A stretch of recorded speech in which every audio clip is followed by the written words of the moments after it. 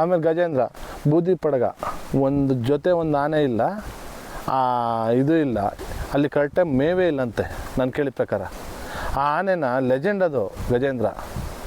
ಎಷ್ಟು ಆನೆ ಒಂದು 14-15 ವರ್ಷಕ್ಕೆ ಹಿಡ್ದಿರೋ ಆನೆ. ಒಂದು ಅದಾಗ 16-17 ವರ್ಷದಿಂದ ಅದು ಕಾರ್ಯಾಚರಣೆನೇ ಬಂದಿದ್ದು. ಆನೆಯಲ್ಲಿ ಶ್ರೀರಾಮ ಆನೆಗೂ ಅದಕ್ಕೂ ಫೈಟ್ ಆಯಿತು, ಅದು ಸಹಜ, ಅದು ನಡೆಯೋ ಅಂಥದ್ದೇ. ಈಗ ಆನೆನ ಏನು ಆ ರೀತಿ ಇಡಬೇಕು ಅನ್ನೋದು ಏನಿದೆ, ಮತ್ತಿಗೋಡ್ಗೋ ದುಬಾರೆಗೋ ತಂದರೆ ಎಷ್ಟು ಚೆನ್ನಾಗಿರುತ್ತೆ. ಗಜೇಂದ್ರ ಅಂತ ಎಲ್ಲ ಜನಗಳಿಗೆ ಗೊತ್ತು, ಅದಕ್ಕೂ ಒಂದು ಫ್ಯಾನ್ ಬೇಸ್ ಇದ್ದಾರೆ. ಅಲ್ಲಿಂದ ಬಂದರೆ ಅದರಿಂದ ಬಂದು ಇಲ್ಲಿ ಮತ್ತಿಗೋಡ್ಗೋ ಅಥವಾ ದುಬಾರೆಗೋ ಅಥವಾ ಹಾರಂಗಿಗೆ ತಂದುಬಿಟ್ರು ಸಾಕು. ಆಮೇಲೆ ತಮಿಳ್ನಾಡು ಬಾರ್ಡರ್ ನೀರು ಸರಿಯಾಗಿಲ್ಲ. ಒಂದು ಹಳ್ಳದಲ್ಲಿ ಯಾವುದೋ ಹಳ್ಳದಲ್ಲಿ ನೀರು ಕುಡಿಸೋದಂತೆ. ಅದು ನಮ್ಮ ಆನೆ, ನಮ್ಮ ಕಡೆ ಹಿಡ್ದಿದ್ದಾನೆ. ನಾನು ನೆಕ್ಸ್ಟ್ ಟೈಮ್ ಏನಾರ ಹೋದರೆ ನಾನು ಅದು ವಿಚಾರವಾಗಿ ಮಾತಾಡ್ಕೊಂಡು ರಿಕ್ವೆಸ್ಟ್ ಮಾಡ್ಕೊತೀನಿ. ಅದಕ್ಕೆ ಅಭಿಮಾನಿ ಬಳಗನೂ ಎಷ್ಟು ಅಭಿಮನ್ಯು ಅರ್ಜುನಂಗಿದಾರೋ ಅಷ್ಟೇ ಇದ್ದಾರೆ.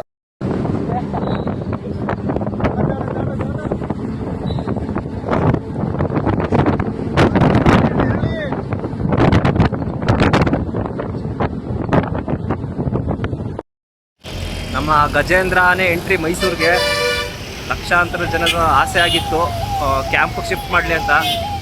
ನೋಡ್ಬೋದು ಎಂಟ್ರಿ ಆಗ್ತಾ ಇದೆ ಇವಾಗ ಮೈಸೂರಿಗೆ.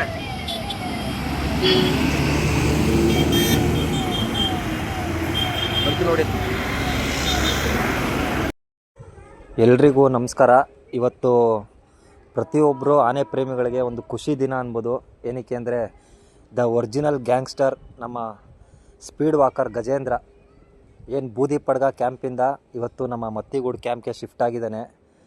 ನಾವು ಕೂಡ ಸುಮಾರು ವರ್ಷ ಆಗಿತ್ತು, 11 ವರ್ಷ ಆಗಿತ್ತು ನನ್ನ ಗಜೇಂದ್ರನ ನೋಡಿ. ನಾವು ಮೊದಲೆಲ್ಲ ನಮ್ಮ ಬನ್ನಿ ಮಂಟಪಕ್ಕೆ ಅರಮನೆಯಿಂದ ವಾಕಿಂಗ್ ಬಂದಾಗ ಚಿಕ್ಕದ್ರಿಂದನೂ ನೋಡ್ಕೊಬಂದಿದ್ದೆ.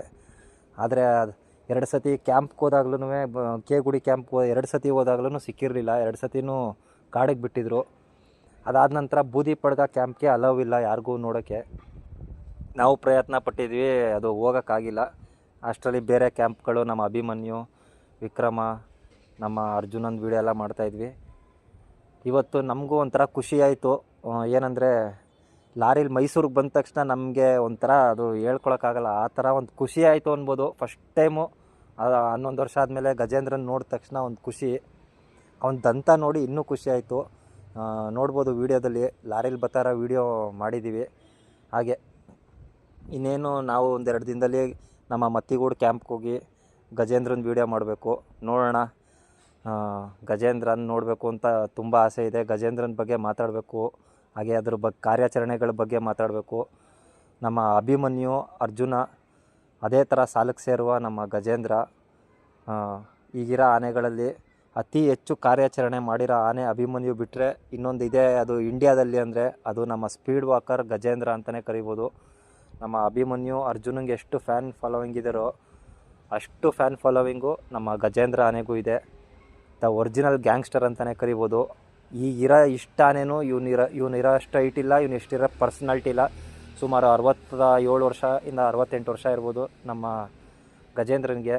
ನಮ್ಮ ಮೈಸೂರು ಮಹಾರಾಜರ ಫೇಮಸ್ ಪಟ್ಟದಾನೆ. ಹಾಗೆ ಅವರು ಸತ್ತಾಗ ಕೂಡ ಬಂದಿತ್ತು ಈ ಆನೆ. ಹಾಗೆ ಅವ್ರು ಇದ್ದಾಗಲೂ ಕೂಡ ಈ ಆನೆಗೆ ಪ್ರತಿದಿನ ಬಂದು ಮೇವು ಕೊಟ್ಬಿಟ್ಟು ಹೋಗೋರು. ಅದನ್ನ ನಾವು ಕೂಡ ನೋಡಿದ್ದೀವಿ, ಅವರು ಬಂದು ಮಾತಾಡ್ಸೋದನ್ನ. ಇನ್ನೇನು ಹೇಳಬೇಕು ನಮ್ಮ ಗಜೇಂದ್ರನ ಬಗ್ಗೆ. ಅತಿ ಹೆಚ್ಚು ಕಾರ್ಯಾಚರಣೆ ಮಾಡಿದ್ದಾನೆ, ಹುಲಿ ಕಾರ್ಯಾಚರಣೆ ಮಾಡಿದ್ದಾನೆ. ನಮ್ಮ ಶಾರ್ಪ್ ಶೂಟ್ರು ವೆಂಕಟೇಶಣ್ಣ ಅವರು ಪ್ರಿಫರ್ ಮಾಡ್ತಿದ್ದಂಥ ಆನೆನೂ ಗಜೇಂದ್ರನೇ.